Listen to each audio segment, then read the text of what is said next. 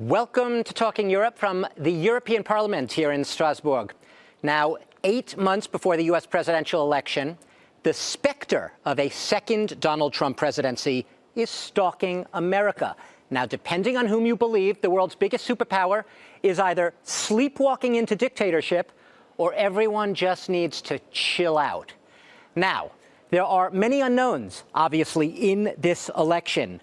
But America's full of all of these dystopian warnings that Donald Trump's presidency, again, would bring fear and chaos. Europeans, too, are bracing for the impact of a Donald Trump 2.0, a reboot of Donald Trump. And with me today are two MEPs who are very much involved in Europe's relations with Europe. And they, too, are facing up to the question of what should Europe be doing to prepare. First, I have Jaak Madison. Welcome. You are an Estonian MEP, and you sit with the right-wing Identity and Democracy group here in the Parliament. You're involved in the delegation that deals with relations with the United States specifically.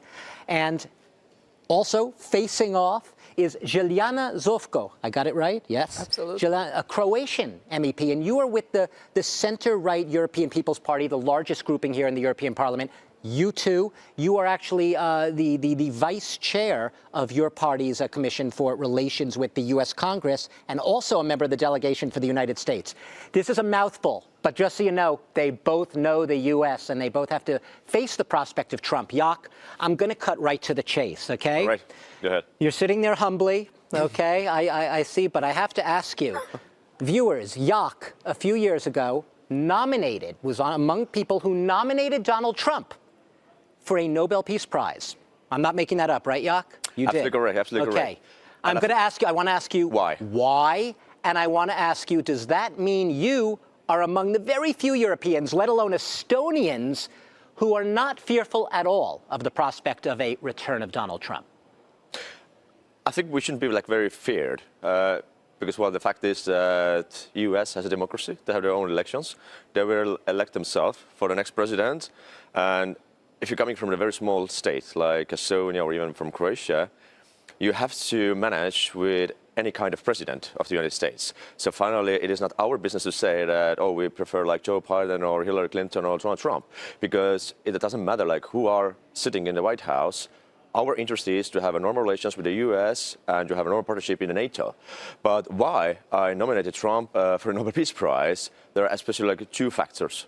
The first of all, it was the first time in the last 30 years when Russia didn't start any kind of new war or aggression during the Trump's period for 4 years. And for us, if you're a neighbor for Russia, it was a very important question. Okay, so that was before 2022. We're going back. Do you still feel the same way today? Would you nominate him today? I'm just looking at the facts. Well, it's easy to read on the newspapers the head titles that, oh, Trump is coming back, oh, he's a friend of Putin. I'm just looking at the facts. The fact was that Trump started to give again military aid to Ukraine. Biden stopped it. Biden has been very slow to give a really weapon to Ukraine, what will help Ukraine to fight against the Russian aggression. There are the facts. Also, Trump was, of course, He's been slow. Well, the Republicans in Congress are right now holding up. Yeah, but finally, I think Trump was absolutely right also for the Europeans, because finally, why the Americans have to pay 65% of their NATO budget, while Europeans are just, taking it easy. Hey, let the American pay. It's their duty. And then we are sitting here in Estonia, we are paying over 3% of the GDP to our defense. And when we're watching the Germans or French or Spanish, and they're like, well, we still have some time, don't rush. Oh, we have Americans there. Okay. So it's fair enough to say that Trump, yes, is unpredictable sometimes. It's true. But on the other hand, I'm just looking at the results. And the result was that Russians were keeping there where they are. Jelena, you just heard Jaak say, I heard him say it, I hope you heard him too. He said, it doesn't really matter ultimately who's sitting in the White House. He comes from Estonia. It's a frontline state on the border with Russia. His country knows what Russia's aggression's about. How do you respond when you hear him say this? It doesn't really matter. Well, I didn't say exactly that. You said it doesn't really matter in the end. It doesn't really matter that we have to choose the sides. What But or it's which Donald kind of Trump, we support, we have to manage with any kind of president in the White House I to understand, have but normal Donald, relations. Jelania, I put to you, Donald Trump's not like any other president if he's reelected. Right, but who are we to judge who will be elected? So When Donald Trump suggests, he hasn't said it explicitly, it suggests he would pull the U.S. perhaps out of NATO altogether. He would pull the funding on Ukraine. He would let Russia do what it wants with allies who do not pay up to their NATO dues. When you hear those statements, don't your eyebrows go up a little bit? that's unfortunate statements that I still presume are given in the election campaign. It's just political statements. It's campaigning. Absolutely, I don't consider them serious. And taking into account the conversations I had with the Republicans, that is out of question. And they're concerned as well about the situation in Ukraine, about Russian aggressive approach. Trump's a populist. Listen, it's fair when I say to you that you are from a right-wing party. I could even say you're from a far-right grouping, right? That you don't take exception to that. Identity and Democracy, for many people, is considered a party of the far right.